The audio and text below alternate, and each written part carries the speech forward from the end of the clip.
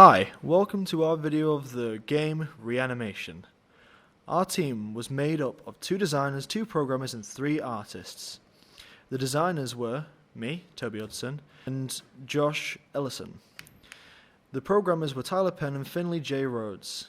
And finally, the artists were Dan Frost, Danae Mason and Thomas Allen. We will show you what we have accomplished thanks to the different members' cooperation. Here is where we started, thinking up the idea of the game and making mood boards to get examples of different thoughts and designs for the final product. Over time, with meetings, discussions and communication, we came up with the cyberpunk-style horde shooter. Thanks to our prop artist, Dan Frost, the props fit into the aesthetic of the old-timey bar, and with the help of the colours, forward into a neon theme that fit well with the cyberpunk aspect. During the concepting phase, it was important to include the rest of the group in deciding of the designs.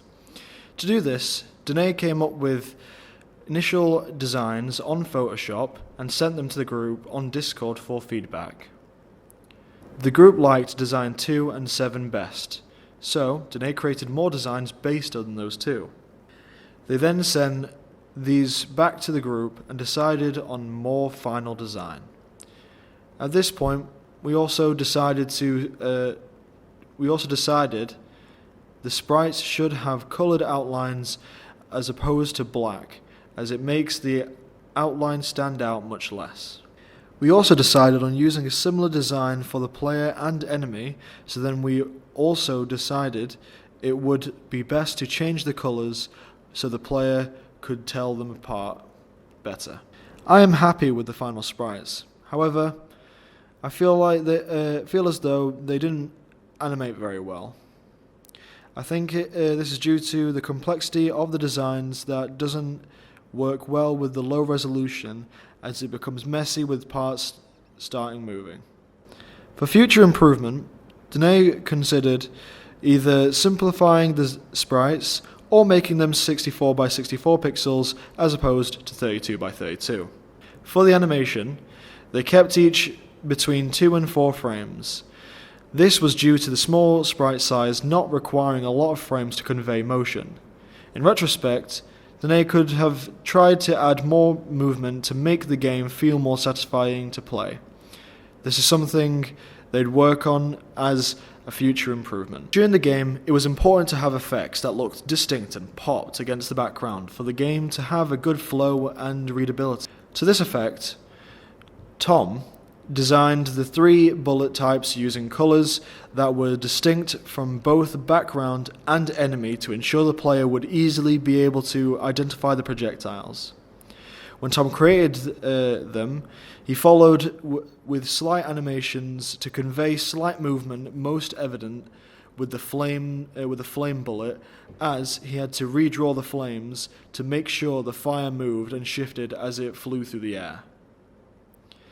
The gun was rather easy to design, and he discussed with Danae what style of weapon would work best for the game, and they agreed to go for two-handed weapon. Seeming as the game is a horde-based shooter, a shotgun seemed a perfect fit. Preferably, he would have liked to get more done with this project, as he intended to assist on the animation of the player and enemy. However, he lacked the skills to do so.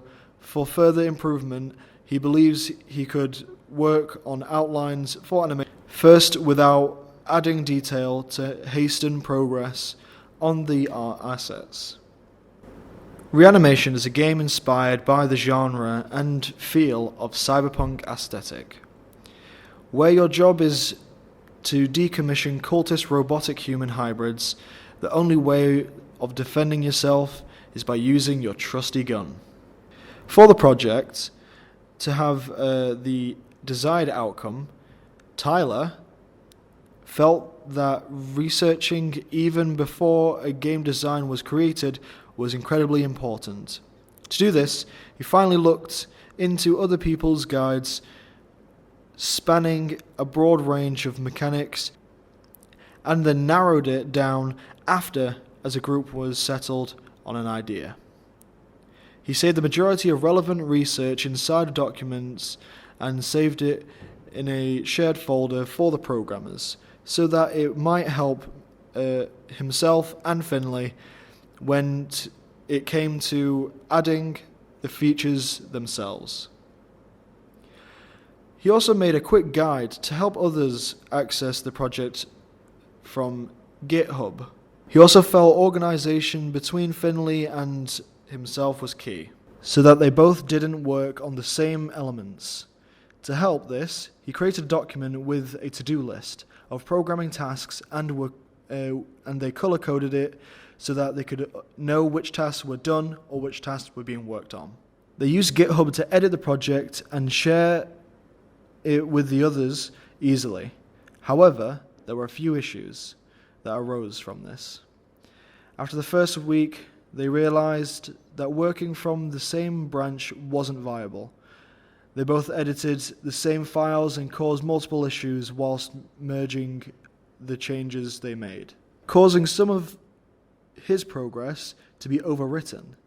In order to prevent this in the future, he decided to have a system in place where they each worked from their own individual branch. And after substantially completing features, they would merge their changes into the shared main branch. Finley had added temporary sprite in with some basic movement mechanics. After this, Tyler altered the sprite to use one that the artist had sent. He then added the walking animation. However, Danae hadn't finished the visual animations at that point, so Tyler used the directional facing statistics as temporary replacements. For the design research, I looked over different forms of media that would provide inspiration based on the initial ideas of what we wanted our game to be, as well as the key elements of the game such as art style, story, and gameplay. For example, as our game is set in the cyberpunk subgenre, I looked at the game Cyberpunk 2077 and how the key elements of it could be used to inspire our game. I also looked through some tabletop games and films as I felt researching different types of media would help us broaden our ideas for what we wanted our game to be. Alongside Josh, my fellow designer, we made designs for many assets such as enemy, player, and level, even lore. With this, it allows the artists and programmers to understand their part and start the initial concepts and mechanics for the game.